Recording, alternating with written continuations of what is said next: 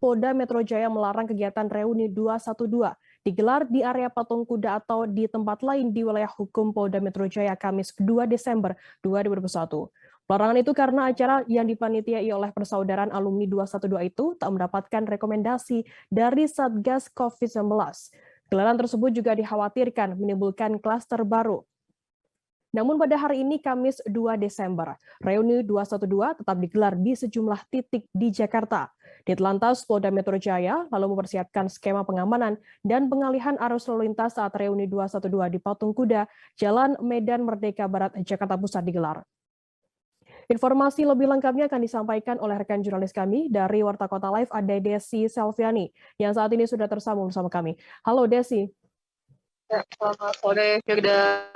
Desi, bisa Anda informasikan bagaimana pengamanan dalam aksi reuni 212 yang dilarang ini?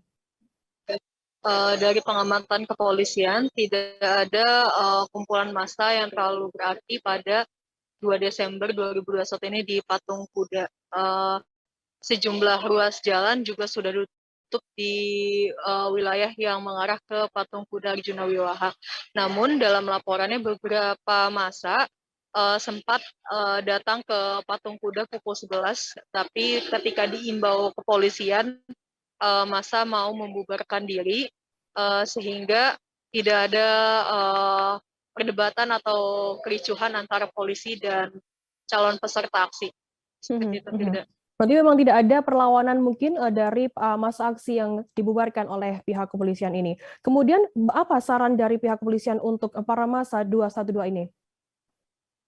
Pihak kepolisian mengingatkan bahwa tidak diizinkannya aksi 212 di Monas atau di Patung Kuda Arjuna Wiwaha pada 2 Desember 2021 ini, melainkan karena rekomendasi dari Satgas COVID DKI Jakarta yang tidak mengizinkan adanya kerumunan massa, khususnya yang datang dari berbagai wilayah untuk berkumpul di wilayah Jakarta. Hal itu dikhawatirkan akan menimbulkan gelombang 3 COVID-19.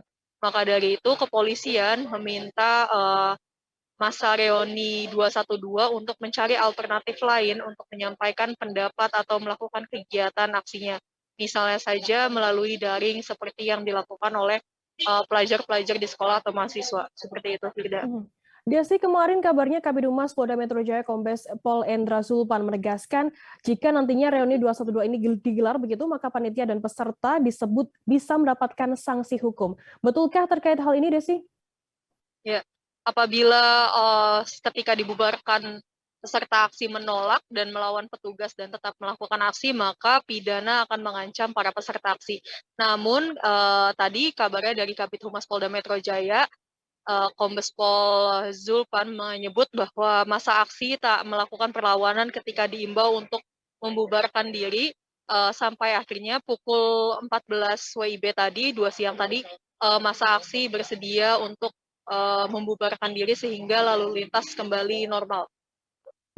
Baik, terima kasih rekan jurnalis dari Warta Kota Live Desi Selviani atas laporan Anda. Dan tadi Tribuners, Desi juga sudah berhasil menghimpun keterangan dari Kombes Pol Endra Zulpan, Kabid Humas Polda Metro Jaya. Berikut liputannya untuk Anda.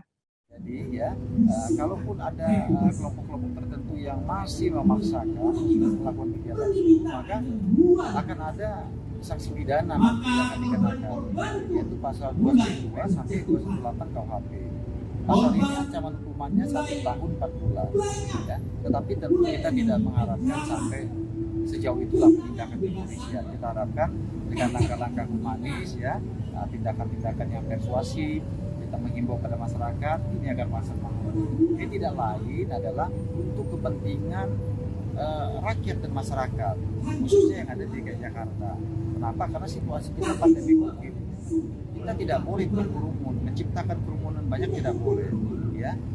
Ya sebagaimana dilakukan oleh juga adik-adik kita yang sekolah, yang kuliah, kan gitu juga, ya. Di situasi pandemi COVID yang membuat kita harus mengikuti protokol kesehatan. Maksudnya tiada lain adalah Polri melakukan langkah-langkah upaya pencegahan. Hai pemirsa Sri Popo TV, jangan lupa komen, like, dan subscribe, serta tonton terus berita-berita terupdate lainnya ya.